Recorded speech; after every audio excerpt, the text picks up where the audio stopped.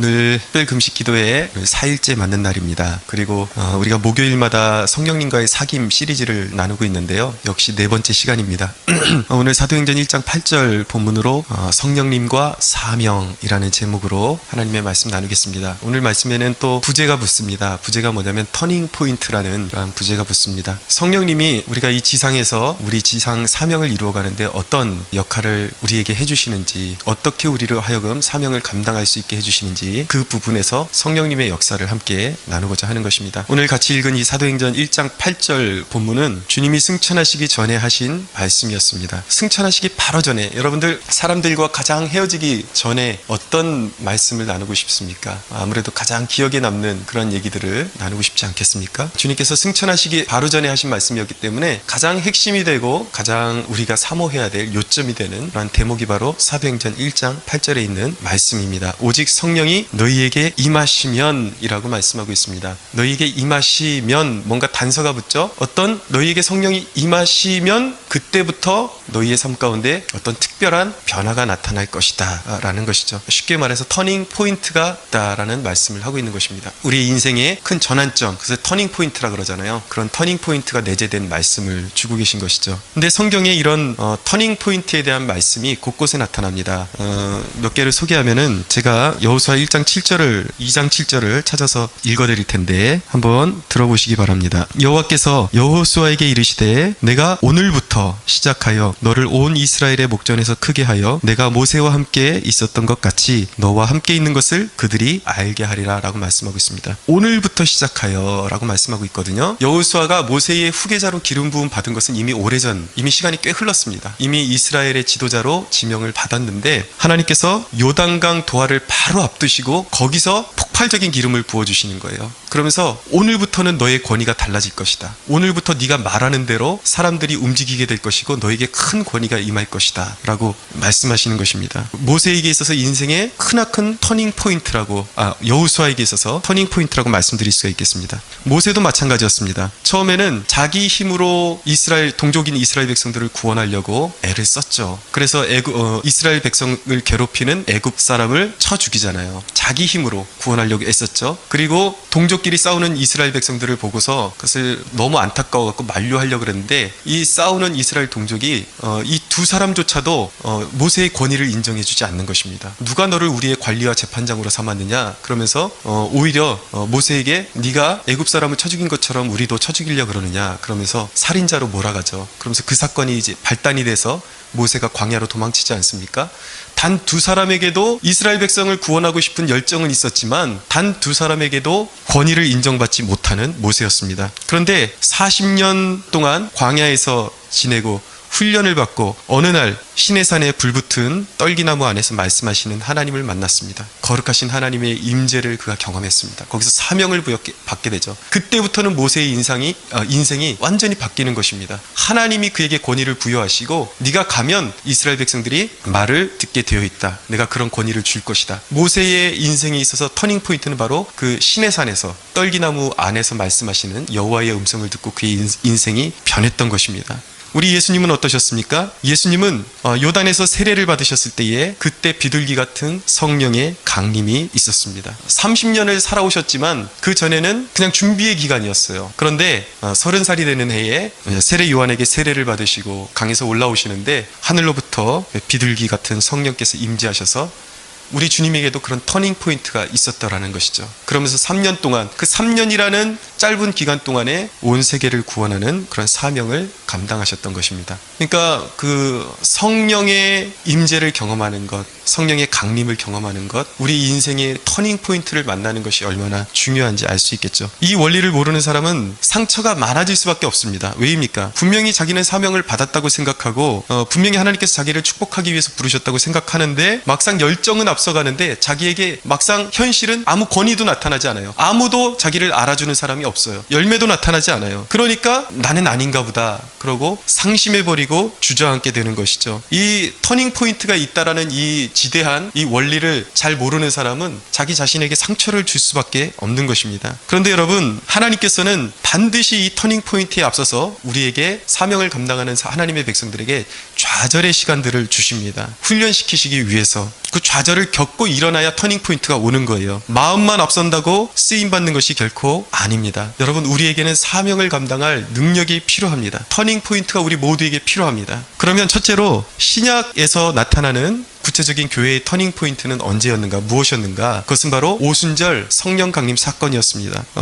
누가복음 24장 49절을 보면은 예수님께서 제자들에게 말씀하시거든요. 너희는 이 성을 떠나지 말고 약속하신 성령을 기다리라고 그렇게 말씀하십니다. 다른 말로 표현하면은 너희에게 아주 현격한 삶의 변화가 일어날 것이다. 너희의 인생의 터닝 포인트가 준비되어 있다. 그것을 사모하고 떠나지 말고 기다리라는, 그리고 그것을 위해서 끊임없이 기도하고 기다리라는 것입니다. 주님께서 말씀하신 대로 사도행전 2장 1절에서 4절에 보면은 약속하신 성령이 강림하셨습니다. 제가 말씀을 읽어드리겠습니다. 오순절 날이 이미 이름에 그들이 다 같이 한 곳에 모였더니 호련히 하늘로부터 급하고 강한 바람 같은 소리가 있어 그들이 앉은 온 집이 가득하여 마치 불의 혀처럼 갈라지는 것들이 그들에게 보여 각 사람 위에 하나씩 임하여 있더니 그들이 다 성령의 충만함을 받고 성령이 말하게 하심을 따라 다른 언어들로 말하기를 시작하니라 라고 말씀하고 있습니다. 약속하신 성령이 강림하셨습니다. 이 오순절 이후에 제자들은 완전히 달라졌습니다. 그 전에도 전도 사역이 없었던 것은 아니에요. 근데 똑같이 전도하지만 그림이 완전히 판이하게 달라졌습니다. 폭발적인 능력이 나타났습니다. 사역이 훨씬 파워풀해졌고 또 그냥 전해지기만 한 것이 아니라 훨씬 효과적으로 전할 수가 있었고 교회에 폭발적인 성장을 가져다 주었습니다. 그러면 여러분, 오순절 성령 강림 사건의 의의가 뭐냐? 오순절 성령 강림 사건의 의미가 뭔지 우리가 정확히 알고 있어야 돼요.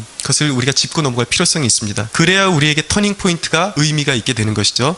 근데 이 오순절 성령 강림 사건의 의의가 사도 베드로가 사도행전 2장 16절에서 21절에 강림 사건의 의의를 이제 설교를 하는데, 오순절 성령 강림 사건의 의의가 무엇인가? 첫째는 말세를 위한 것이라는 것입니다. 말세는 주님의 초림부터 주님께서 육체를 입고 이 땅에 오신 그때부터 해서 주님께서 다시 오실 그때, 재림의 때까지, 그러니까 지금 우리가 살고 있는 이 시간도 말세에 해당이 되는 것입니다. 말세를 위한 것이래요. 두 번째로 사도행전 2장 19절에서 20절 한번 볼까요? 19절에서 20절 한번 읽어보겠습니다. 시작. 또 내가 위로 하늘에서는 기사를, 아래로 땅에서는 징조를 베풀리니 곧 피와 불과 연기로다. 주의 크고 영화로운 날이 이르기 전에 해가 변하여 어두워지고 달이 변하여 피가 되리라. 아멘. 거기까지. 여기 근데 문맥을 보면은 지금 방금 읽은 이 구절이 문맥이 좀 알쏭달쏭한 문맥이 나와요. 전혀 앞뒤가 맞지 않는 것 같은 갑자기 이상한 징조가 나타나고 피와 불과 연기로다. 그러면서 주의 크고 영화로운 날이 임할 것이고 해가 변하여 어두워지고 달이 변하여 피가 되리라, 이렇게 말씀하고 있습니다. 조금 뜬금없는 것 같은데 이 문맥을 잘 이해하면 아주 논리적으로 지금 구성이 되어 있는 것입니다. 그것이 무엇이냐면 주의 날은 구약 성경부터 해서 어떤 날이냐면 바로 심판의 날을 의미하고 있는 것입니다. 굉장히 두려운 날이에요. 인류에게 모든 죄인들을 심판하는 심판의 날이 임할 것이라는 말씀이에요. 그러면서 주시는 말씀이 바로 21절인데 보시겠습니다. 누구든지 주의 이름을 부르는 자는 구원을 받으리라. 무서운 심판의 날이 올 텐데 주의 이름을 부르는 자는 구원을 받을 것이다 라고 말씀하고 있는 것입니다. 쉽게 요약해드리면 성령 강림의 의의는 무엇이냐면 이제 무서운 심판에 앞서서 사람들을 구원하는 복음 전도의 능력으로서 사람들을 구원하는 복음을 전하라고, 효과적으로 전하고 능력으로 전하라고 성령을 부어 주셨다라는 것입니다. 그러니까 성령 충만은 복음 전도를 위한 것입니다. 세 번째로 이 성령 충만의 성령 강림 사건의 의의는 또 한 가지가 있는데 교회의 양육을 위한 것입니다. 사도행전 9장 31절에 보면 그리하여 온 유대와 갈릴리와 사마리아 교회가 평안하여 든든히 서가고 주를 경외함과 성령의 위로로 진행하여 수가 더 많아지더라 라고 말씀하고 있습니다. 에베소 2장 22절 너희도 성령 안에서 하나님이 거하실 처소가 되기 위하여 그리스도 예수 안에서 함께 지어져 가느니라.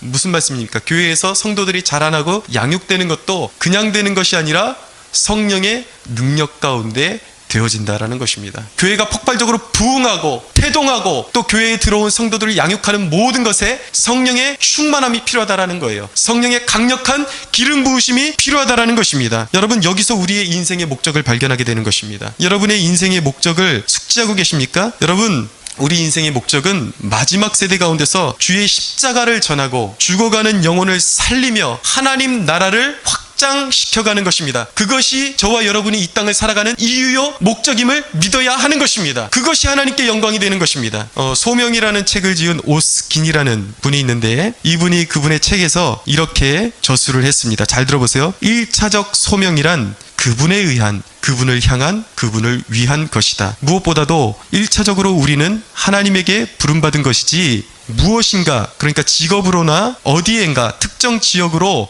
부름받은 것이 아니다. 그것들은 2차적인 여러 소명들이지 바로 그 소명, 더 콜링, 그것은 아니다. 이 구별은 두 가지 도전을 수반한다. 먼저는 그 두 소명을 함께 붙드는 것이고 또 하나는 그 둘이 올바른 순서에 놓이도록 확실히 하는 것이다 라고 그렇게 기록하고 있습니다. 무슨 말씀이에요? 우리의 삶의 궁극적인 목적은 우리가 어떤 직업으로 부름받고 어떤 특정한 지역에 살기도 하지만 거기서 어떤 자기가 회사원으로 가정주부로 그렇게 일도 해야 되지만 우리의 가장 첫째적인 목적은 하나님의 부르심을 위해서 살아야 한다라는 거예요. 그것이 바뀌어서는 안 되는 것입니다. 모든 사람이 이 사명을 가지고 있다라는 것입니다. 여러분, 우리 인생의 터닝 포인트는 이 1차적인 소명, 영혼을 살리고 하나님 나라의 영광을 나타내는 이 소명을 확실히 붙잡는, 이 1차적인 소명을 확실히 붙잡는 개인과 공동체에 주어지는 선물임을 믿어야 하는 것입니다. 할렐루야. 여러분, 이 성령이 부어지는 터닝 포인트에 주어지는 특권은 무엇인가? 이 1차적인 소명을 확실히 한 사람들에게 성령을 부어주시기를 원하시는데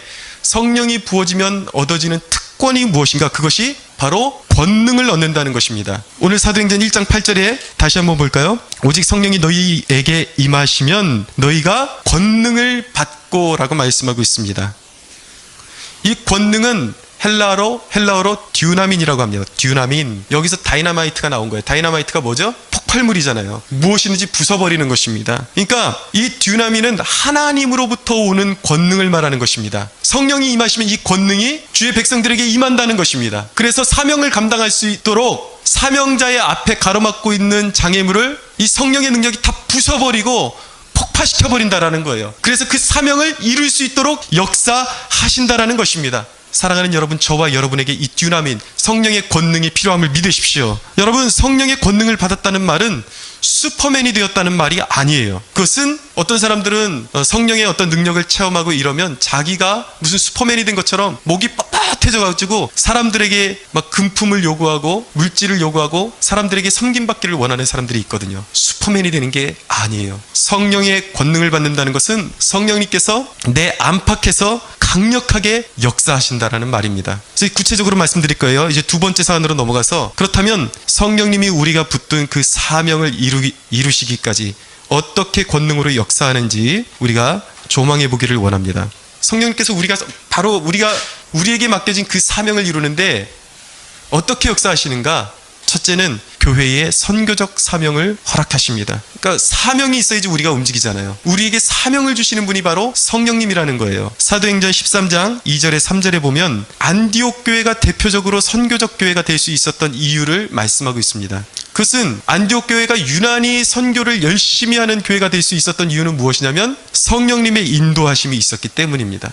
어느 분이 그런 말씀을 하시더라고요. 믿음은 여백이다 라는 말씀을 하더라고요. 그 말씀이 무엇이냐면 우리가 모든 어떤 계획을 빼곡히 가지고 있잖아요. 그러면 성령님이 역사하실 공간이 없다라는 것입니다. 우리의 믿음 가운데 성령님께서 역사하실 공간을 남겨둬야 된다라는 거예요. 우리 캠퍼스 성막교회가 그 어떤 사역보다도 상반기와 하반기를 나눠서 이렇게 금식하며 기도하는 것은 바로 성령께서 우리의 사역의 문을 열어주시기를 바라기 때문입니다. 우리가 계획을 다 빼곡히 세워놓으면 그대로 안 되면 실망밖에 안 되죠. 그러나 성령께서 역사하실 공간을 내비두는 거예요. 저는 그런 소망이 있습니다. 우리 캠퍼스 성막교회가 목사가 만들어가는 교회가 아니라 성령님이 주도하시고 만들어가시는 교회가 되기를 소원합니다. 저는 그런 교회가 되기를 원합니다. 여러분, 안디옥 교회가 하나님 앞에서 금식하며 특별히 날을 정해서 금식하며 기도했을 때 성령님께서 그들에게 선교의 비전을 허락해 주셨어요. 여러분, 진로가 보이지 않는, 앞길이 보이지 않는 분들이 계십니까? 여러분들의 인생을 하나님께 맡기고 주기적으로 금식과 기도로 하나님 앞에 나아가십시오. 성령님께서 여러분들을 인도해 나가실 것입니다.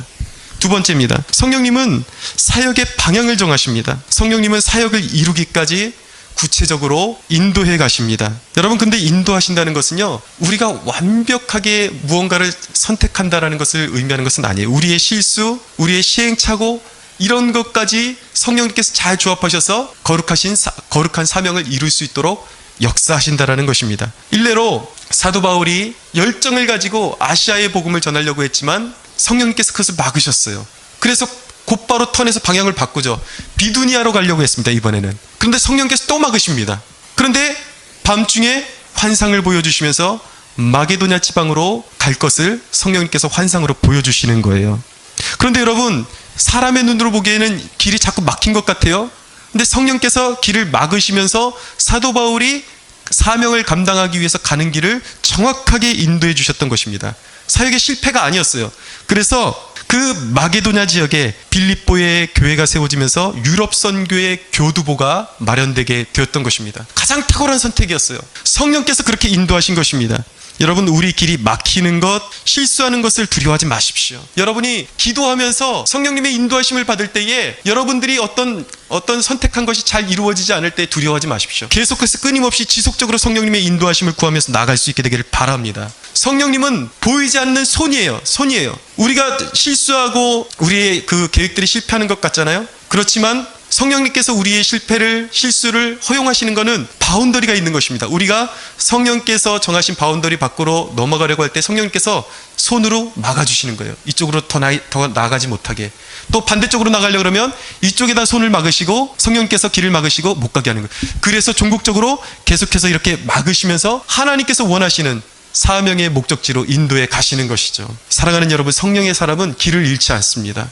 세 번째로 성령님은 영적인 권위를 부여하십니다. 사도행전 4장 한번 가볼까요? 4장 29절에서 31절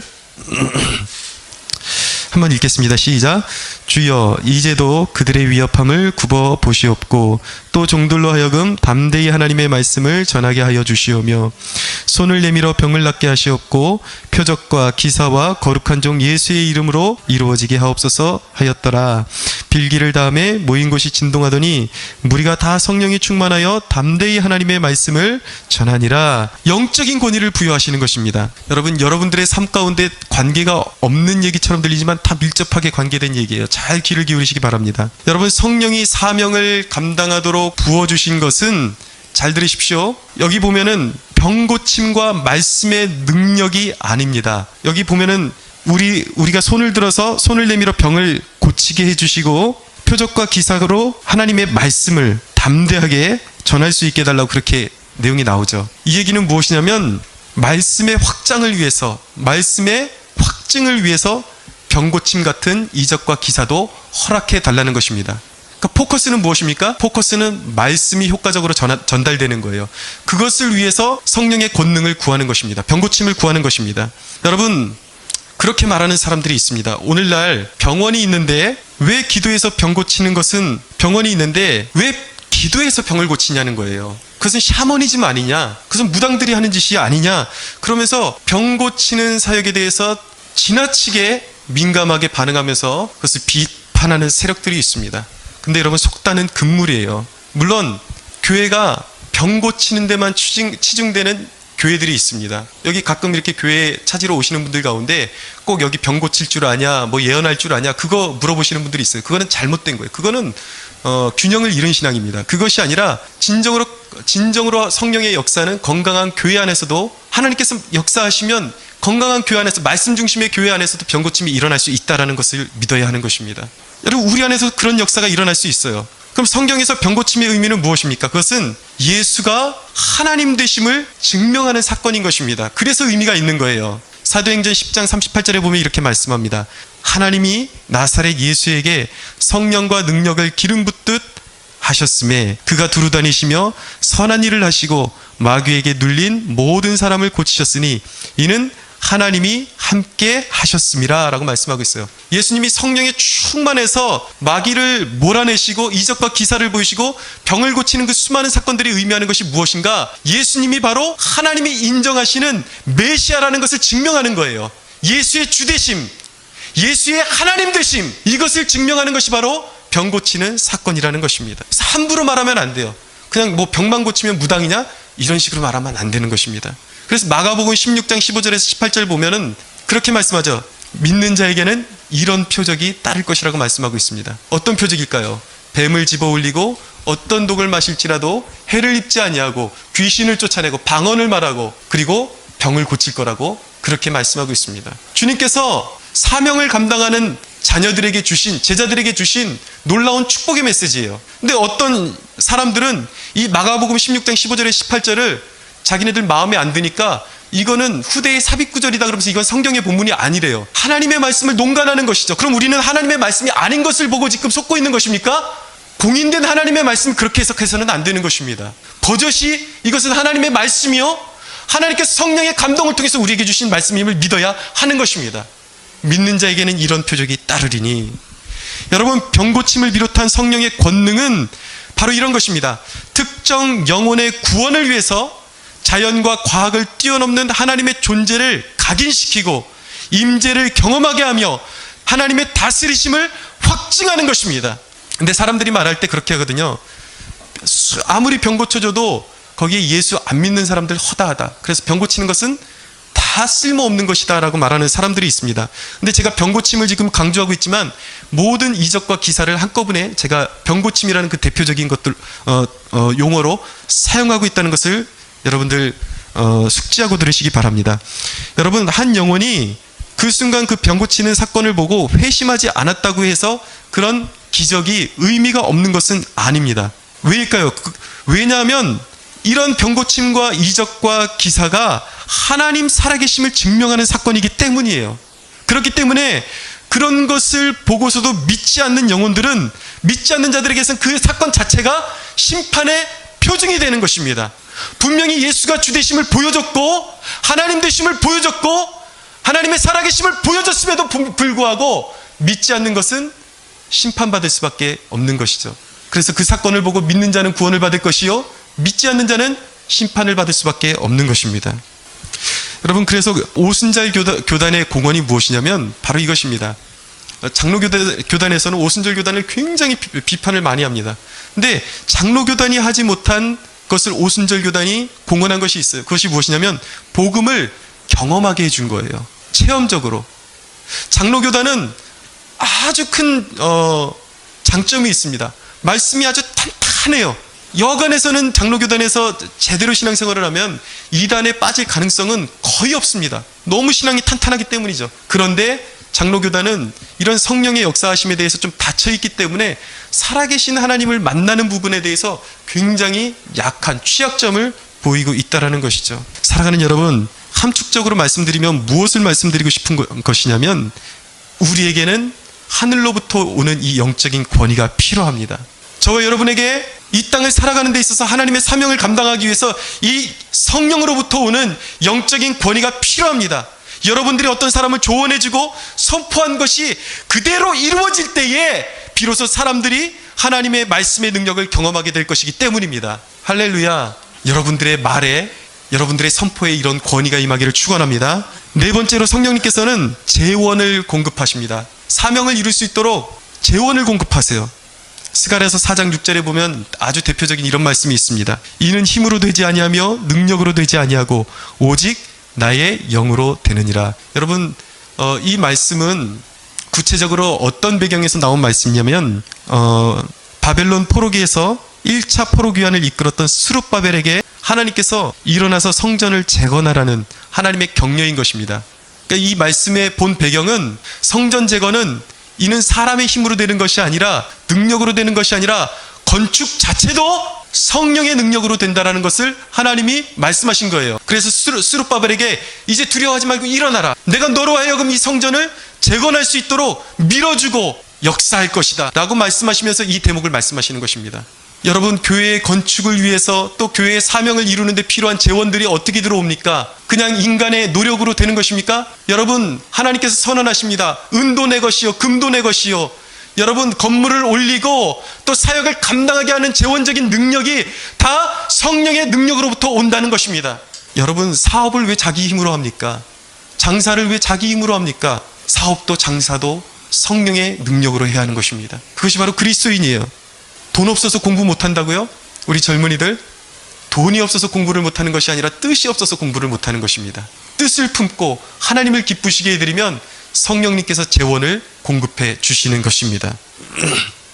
다섯 번째로 성령님께서는 어떤 역사를 일으키시는가? 사도들의 현격한 변화가 무엇이었냐면 두려움이 사라졌다라는 것입니다. 이것이 가장 중요합니다, 여러분.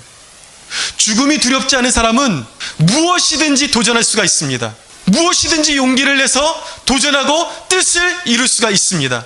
두려움이 사라지는 게 가장 중요합니다. 사도 베드로가 어떤 사람이었습니까? 예수님을 3번이나 모른다고 배반했던 사람이었습니다. 그런데 사도행전에 오니까 오순절 강림 사건에 그의 인생의 터닝 포인트가 주어졌습니다. 그러고 났더니 이스라엘의 종교 리더들이 너희가 예수의 이름으로 계속 전하면 가만두지 않겠다라고 협박을 하니까 사도 베드로가 그 앞에서, 공의 앞에서 당당하게 말합니다. 하나님 앞에서 너희의 말을 듣는 것이 하나님의 말씀을 듣는 것보다 옳은가 판단하라. 이제는 죽여도 좋다. 이제는 난 그런 거 겁 안 난다. 여러분, 이 겁쟁이 베드로가 어떻게 이렇게 용기를 얻을 수가 있었을까요? 그의 인생에 터닝 포인트가 있었기 때문이에요. 성령님께서 오셨기 때문입니다. 성령은 누구의 영입니까? 예수의 영이십니다. 성령님이 우리 안에 오시면 예수님이 우리와 함께 하시는 거예요. 이 용기가 어디에서 나오는가? 베드로가 믿었던 주님이 누구십니까? 풍랑 속에서 고물에 베개를 베고 주무시던 그런 배짱 좋은 주님이셨습니다. 그분의 영이 들어와 있기 때문에 두렵지 않은 거예요. 사랑하는 여러분, 저와 여러분이 모두 용기로 충만해지기를 축원합니다. 우리는 두렵습니다.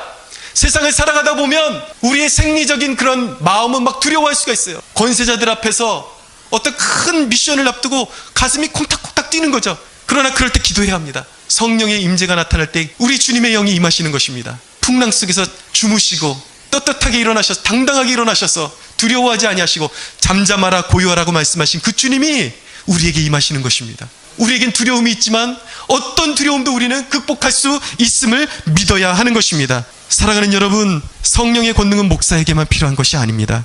목회자가 건강한 교회를 일으킬 사명이 있듯이 여러분은 하나님 나라의 정신을 전수할 수 있는 기업과 회사, 가정, 그 모든 공동체로 만들어야 할 책임이 여러분들에게 있는 것입니다.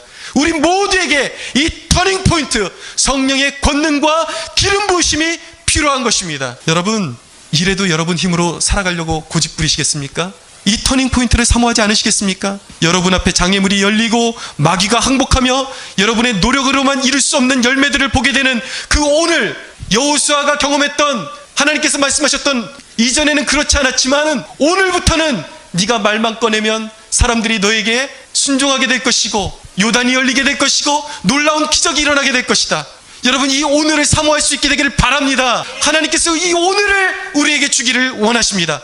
여러분, 이 터닝 포인트, 이 놀라운 영적인 변화가 일어나는 오늘을 맞이하기 위해서 우리가 지불해야 할 대가는 무엇입니까? 그 오늘을 바라보면서 집중적으로 기도하는 것입니다. 기도 외에는 방법이 없는 것입니다.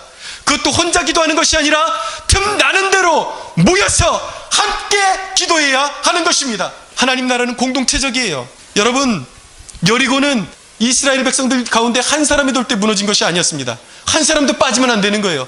공동체적으로 하나님께서 여리고를 무너뜨리실 때는 너희들 모두 돌아야 된다. 이스라엘 공동체 구성원 너희들 한 사람도 빠짐없이 모두가 순종해서 돌아야 된다. 함께 돌 때에 여리고가 무너져 내렸던 것입니다. 함께 기도할 때에 오순절이 임했던 것입니다. 할렐루야. 여러분, 교회가 이 날을 위해서 함께 모여서 기도할 때에 모이지 않는 것은, 그것은 성도가 아닌 것입니다. 여러분, 왜 내겐 이 오늘이 없을까요? 많은 사람들이 그렇게 질문합니다. 나는 이 오늘을 사모했고 나도 성령 충만을 사모했는데 왜 내게는 이 오늘이 없을까? 두 가지 대답이 있습니다. 하나는 하나님께서 보류하시는 거예요. 다윗이 성전을 짓고 싶었지만 그것은 하나님의 기쁨이 되었습니다. 그러나 하나님의 뜻은 하나님께서 기뻐하긴 하셨지만 다윗의 자손 때, 솔로몬 때의 성전을 짓기를 원하셨어요. 왜 나는 오늘이라는 것을 경험하지 못했을까? 어떤 사람은 노력하고도 이것을 경험하지 못했을 수가 있습니다. 그것은 하나님의 뜻이, 시기가 따로 있는 거예요. 여러분 후손 때에 그 기름 부으심을 허락해 주실 수도 있다는 것이죠. 그런데 대개는 그렇지 않습니다. 왜 내게는 이 오늘이라는 거룩한 날이 없을까? 그 이유는 자명합니다. 왜인가? 대가 지불을 하지 않았기 때문입니다. 기도하지 않았기 때문이에요. 그날을 사모하지 않았기 때문입니다. 이 너무나도 중요한 이 신앙의 열쇠를, 이 신앙의 중요한 주제를 간과했기 때문이에요. 사모하지 않았기 때문이에요. 그래서 수많은 사람들이 성령 충만이 무엇인지도 모르고 성령의 권위가 임하는 것이 뭔지도 모르고 그렇게 인생을 낭비하고 교회를 다니지만 시간을 낭비하고 그렇게 허송세월을 보내고 있습니다. 여러분, 내 인생 얼마 안 남았다고 말씀하지 마세요. 이제 내게는 성령 충만 받아봤자 별 쓸모 없다고 말씀하지 마세요. 어느 중국의 교회 지도자는 감옥에서 23년을 허송세월을 하고 나왔습니다. 허송세월이 아니죠. 예수를 믿는다는 그 이유 때문에 감옥에서 23년을 썩고 나왔습니다. 인간적인 표현으로 그렇다라는 거예요. 23년을 수감하고 나왔는데, 23년을 지나고 나왔는데, 나오고 나서 중국교회 지도자로 세우고 단 1년 만에 몇 명에게 세례를 주었는지 아십니까? 1,000명에게 세례를 줬습니다. 한 사람이 평생 동안 할 수 없는 일을 1년 동안 이루게 하셨다라는 것입니다. 오늘 성령 충만을 사모하십시오. 여러분에게 이 오늘이라는 인생의 터닝 포인트가 임할 때에 여러분들이 앞으로 살 날이 몇 년 남지 않았다 할지라도 그 몇 년 동안 하나님께서는 놀라운 일을, 여러분들이 일평생 생각지 못했던 놀라운 일을 이루실 수 있음을 믿어야 하는 것입니다. 여러분, 여러분의 약함이 여러분의 인생을 비참하게 만드는 것이 아닙니다. 하나님 앞에 소원 없음이 비참하게 만드는 것입니다. 살 날이 많이 남아있는 사람들은 그것을 특권으로 알아야 합니다. 그래서 이 터닝 포인트를 사모하고 삶을 송두리째 내어드리십시오. 저는 우리 캠퍼스 성막교회에 기도하는 대로 이루어지며 수많은 청년들이 헌신케 되며 선교사가 배출되고 우리가 품은 선한 뜻이 이루어지는 이 오늘이라는 터닝 포인트가 임하기를 소원합니다. 우리의 약함을 사용하셔서 불가능을 가능케 하시는 성령의 역사가 하늘로부터 임하기를 소원합니다. 할렐루야. 우리 하나님께 영광의 박수 한번 올려드리겠습니다.